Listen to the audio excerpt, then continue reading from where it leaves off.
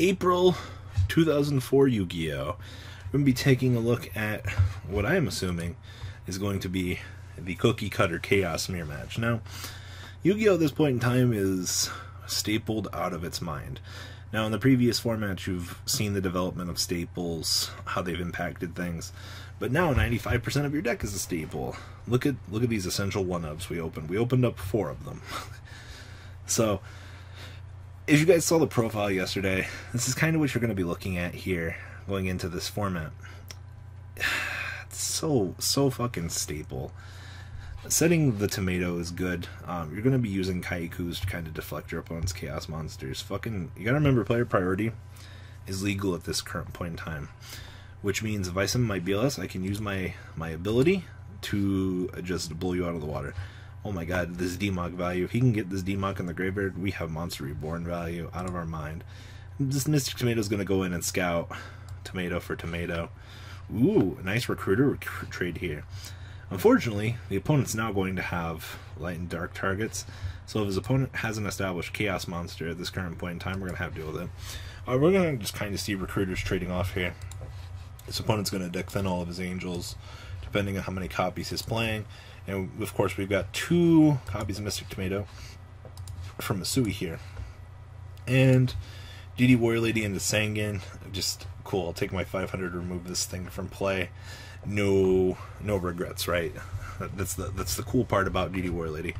DD Warrior Lady gives you the ability to actually answer these annoying recruiters, which it took how long in the game for this to become a thing? A DCR. So, just a lot of passiveness here. Go Kaiku. We gotta get these lights out of the graveyard. We are not dealing with those. Yep, now his opponent's out of lights, and we're gonna have Tribe Infecting Virus, the Revenge Warrior, come down here and clean this up. Kind of waiting to see what other kind of degeneracy's coming. Kaiku is letting it pass through. He is holding Call the Haunted and Order, which is fine. I mean, absolutely. His hand is just a staple. You're gonna go in with Yada. Yep. So now the opponent is now cut off at resources. If this Yada actually gets through. Which, ooh, the Yada did get through, so now we are locked out of drawing anything. So these resources is all that Mr. Mackenrich is going to have. Call the Haunted, recurring probably Kaiku.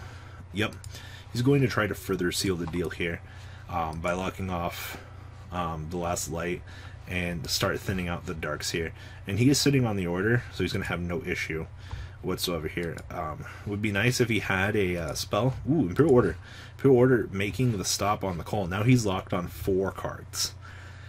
These duels, they're a little bit faster, just because, like, the sheer intensity of how they go. And we're going to have to see if we've actually got an out over here on the other side of the table, because this is not looking good. We have a Chaos Monster, Monster Reborn, and we have a DMOC. DMOC can recur back Regegi, but I don't think we're going that path. Yadagrasu bounces back, Tribe Infecting Virus, discards Monster Reborn. Well, I mean, it's not getting you any leverage. So, are we going to have to see a Monster Reborn on the Kaiku here to kind of get in the game? I think you would kill the order, honestly, so you can go Monster Reborn on Kaiku, thin some more, and slap Yada back on the table, leaving your opponent on 2 cards. You should technically win the game at that point correctly, because your opponent's just out-resourced. Yeah, that's the correct play. Monster Reborn target Kaiku. That way you can lock your opponent further out. Yadagrasu. Yada is such a degenerate card in this format, as I said. Now his opponent's going to have 2 cards. He lost his Monster Reborn. I mean, I don't know what hopes he had. There was nothing that he could do in that scenario to bring him back from the brink of death.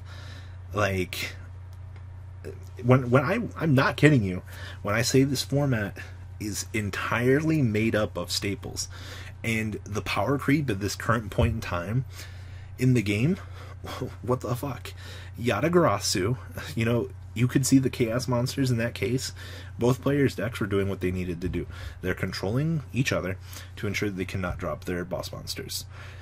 Unfortunately, Yada is a fucking win con in this current point in time. So, dropping it as you saw there, a mass blowout. I'm telling you things that you probably should already understand from the pure degeneracy of this format. from what you've seen. So, ramping it on up into game 2 here. This hand is a little bit more stable. Now, as I said, Chaos Emperor Dragon is pre-errata. So, when you drop it on the table, you will call player priority, or whatever you want to call it at this day and age, and you'll be able to blow everything off. It's value for the trade-off in its own effect.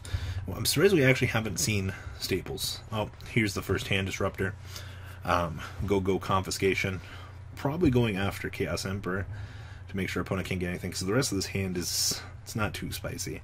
Kaiku's going to be the biggest issue you're going to have to face, but if you've got disruptors here, it's not a lot of things. Ooh, he took away the Kaiku. I guess if your hand does not have an establishable beater, this is honestly probably fair. Ooh, Mirage of Nightmare. Mirage also is a really cool card because it allows you to feed up and drop more chaos monsters. Oop, the Bird of Paradise has shut up. So Mirage of Nightmare is going to trigger on the standby phase unless his opponent wants to MST it, but I don't think he's in a good position. Ooh, he did MST it. I guess if your opponent has the face down, you don't want to risk it. Gotta set the Mirror Force. This isn't looking good for Asui. I assume you know your opponent has the Mirror Force, right? Like, you just ram in with the Angel and kind of go from there? Is that what I'm getting at here? Yep, scouting. I assume, yep, he has the Mirror Force. Kind of a wasted force, honestly, but it's fine. Still on 4 and 4. Nothing. Wow, his hand must be as bad as Asui's back here. I assume that if Asui doesn't have anything, we're just gonna kind of scout with the Crow and see what's going on back here. Top deck Breaker's pretty good. I would almost, yeah, he's gonna scout with the Crow. See if it's a Call of the Haunted or something else here. Ooh, Yada makes the touchdown, locking his opponent on these resources. This is not looking good back here. Wow, he held the Graceful Charity. Alright, draw 3. I guess you don't have a choice. I would have argued that Breaker or Yada was the correct play, but knowing that your opponent didn't make a pass on the previous turn definitely considers. So we have established Light and Dark now, and we still have the Breaker to pop the back row. Snatch Steal, not too terrible of a top deck. Breaker for the Scout. Does the opponent have a reactive back row? Ooh, losing the Dark Hole. This Yada is going to start doing a lot of work in a little bit, as long as this isn't anything too crazy. And it's a Recruiter. I mean, he gets his draw and he gets another possible monster, but I don't think he has a Chaos monster. Searches for his own Yada. Alright, so he's going to try to put pressure back on the opponent here. What do we have? Snatch Steal? Snatch Steal Yada Grasu? Oh god. Snatch Steal Yada Grasu. Cool. Snatch Steal Yada Grasu right back. Is that what I'm about to see? Snatch Steal. Normal Summon Yada Grasu. They're both taking, what, 600 a turn? Is that how that works? Pass it around. Normal Summon Yada. Both players are taking 600 every turn at this point. Oh, excuse me. You know, his opponent's taking 800. He's gaining at this point. I think he loses. I don't see how he comes out of this, unless he's got like an MST or something. I love Snatch Steal Wars so much. This is one of the stupid things about this format. So you lose an 800, I'll be gaining. Do you have an out to my Breaker? Raigeki. Are you going to normal summon Yada? I mean, he has to, right? Like, normal summon Yada to try to lock it. The problem is, though... Oh, wow. Oh, yeah, okay, so he scoops because he can't progress the game state. Okay, that's very interesting to know. So, even though they can both trade Yada back and forth, it's not even that interesting. He has to let his opponent draw because this guy's Yada kills him. Also, he decks out before anything. Gotta remember, Yada's poking for 200. It's going to take 30 turns at this point, and his opponent just decks out anyway, because he just didn't have anything in his hand to out this. And Asui finally will draw Graceful Charity, which will get him even further into the pile to kill his opponent. So, absolutely astonishing. That's why Yada Wars are so interesting. And like this is just an excellent example of why Yatagrasu can never come back. So hope you guys enjoyed this format. Leave a comment down below to me what you guys think, and I'm out. Later.